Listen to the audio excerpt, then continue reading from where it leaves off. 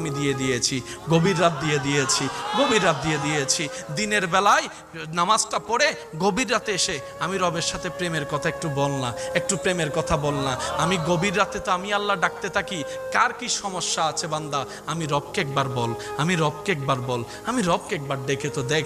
বান্দারে, কে আছস অসুস্থ, আমি রবকে জানা, কে আছস অভাবী, আমি রবকে জানা, কার কি সমস্যা, আমি রব তোদের কথা শুনবো। রব ডাকতে থাকে, রব ডাকতে থাকে। আপনি আমি ঘুমাইতেই থাকি, ঘুমাইতেই থাকি, ঘুমাইতেই থাকি, রব ডাকতে থাকে, অভাবী কে আছো আমার কাছে আসো। আপনি আমি ঘুমের মধ্যে থাকলাম, সকালটা হলো, এবার সেই অভাবটাকে কাঁধের মধ্যে নিয়ে অভাব দূর করার জন্য বিভিন্ন অনৈতিক কাজের মধ্যে লিপ্ত হয়ে গেলাম, আল্লাহ নারাজ হয় এমন কাজে লিপ্ত হয়ে গেলাম। রব বলে যে একটু অপেক্ষা তো করতেই আমার জন্য। এই অপেক্ষাটার নামই হচ্ছে সবর, এই অপেক্ষার নামই হচ্ছে ধৈর্য।